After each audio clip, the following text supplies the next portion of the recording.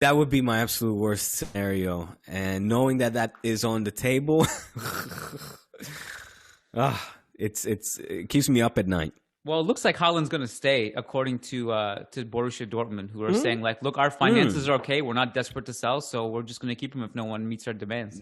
Which seems like a reasonable Is that what they thing said? to do. No, but Dortmund's finances are anything but okay. They're in desperate need of 180 million or 80 million, I believe. According to them, they're like, so what the statement that came out of their camp, the official statement, was that when COVID hit, we were not even a penny in debt, and our finances are fine, and we're not desperate. And he has a contract, and he can, if you want him now, this is what you pay, and that's that. They're not going to negotiate.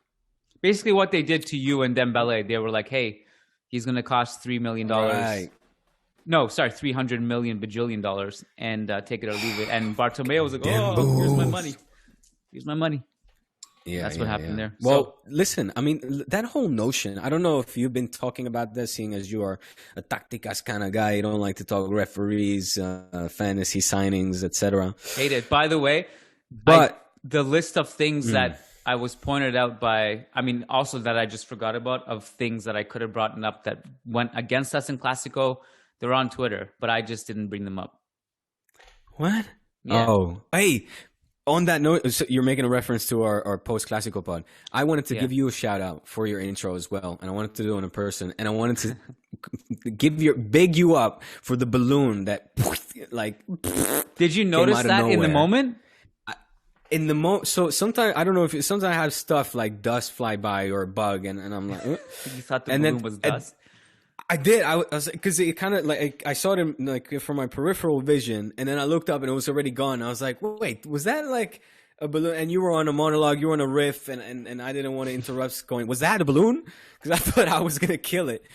But then I saw it in replay. I saw somebody mention it as well. That comment you said somebody finally noticed, and I got to big you up. That was a good intro. So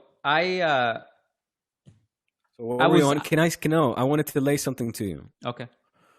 I wanted to kind of continue that wet dream of yours of the Champions League wins and Mbappe joining the squad. Can I quickly say my balloon story really quick, though?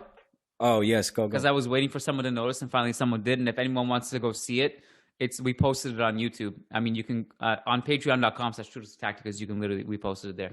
I was looking for a way to... kind of make the intro a little bit more interesting, and I don't know, because we do this so many intros, like how many times, like there's only so many R's you can add before you run out of breath, and it's gonna be like, okay, we have to spice it up, right? So I found Luca had just gotten this present, my son Luca, and it's like one of those balloons like that are long and skinny, and you put a pump inside of it, and then you pump the balloon. Yeah. And I was like, oh, that's great. So I just grabbed that. I pumped it. I pumped it right before you came on air, and I just held it underneath the table, and I just let it fly. So that's my story. See, now I'm always going to be suspicious what you're holding under the table during our pods, Kiyan. You never know. Find that out on Friday. Well, this is Friday. Patrons, pay that premium, then we'll find out. $100 patrons. That's crazy. Also on OnlyFans. Well, it's a good one. Yeah, my son, he's turning 6 in a week, and he's usually into balloons. Always though. He always comes to me. He's like, "Can you blow up a balloon?" So I have balloons laying around. I'm gonna steal that one off of you when we win the Copa del Rey. How's that? Sounds good. Great, James. So can I go back to that wet dream of yours? Sure. Anytime. So you win the Champions League. Barca lose the Copa. You win the league as well. Doblete. Messi leaves. Again, yes, Mbappe sees you beat PSG. Mbappe joins the party, does a LeBron James, Kevin Durant type of move. Haaland goes to Real Madrid, which is a scenario that could play itself out the way I outlined other scenarios in the past, pre-Clásico, that didn't come true, unfortunately. Madrid crashing out, losing the Clásico, etc. Seeing that this is scenario on the table,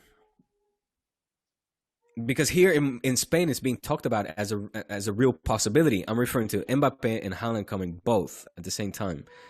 How credible, how real do you make that news, these reports that are coming out from I was going to say reputable. I shouldn't. A different word. Popular. Let's call them popular media outlets.